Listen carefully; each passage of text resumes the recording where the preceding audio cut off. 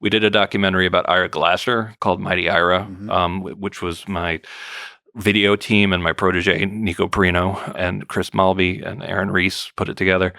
And it just follows the life and times of Ira Glasser, the former head of the ACLU. He's if you could just linger on that, that's a fascinating story. Oh yeah, Who's Ira's Ira? amazing. Ira, he wasn't a lawyer. He started working at the NYCLU, the New York Civil Liberties Union, back in I think the '60s. He was, I think Robert Kennedy recommended that he go in that direction. And he became the president of the ACLU right at the time that they were suffering from defending the Nazis at Skokie. And Nico and Aaron and Chris put together this, and they'd never done a documentary before, and it came out so well. And it tells the story of the Nazis in Skokie.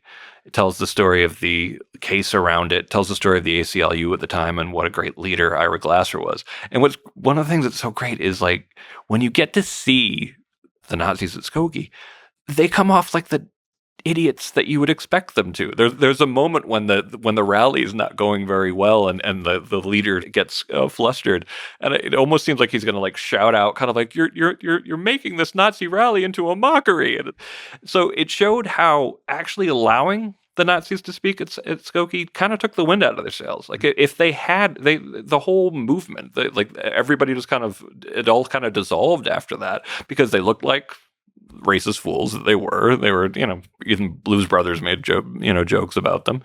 And it didn't turn into the disaster that people thought it was going to be just by letting them speak. And Ira Glasser, okay, so he has this wonderful story about how Jackie Robinson joined the Brooklyn Dodgers and how there was a moment when it was seeing someone, an African-American, as literally on their team, and how that really got him excited about the cause of racial equality, and that became a big part of what his life was. And I just think of that as such a great metaphor, is expanding your circle and seeing more people as being quite literally on your team is the solution to so many of these problems. And I worry that one of the things that is absolutely just a fact of life in America is like, we do see each other more as enemy camps as opposed to people on the same team.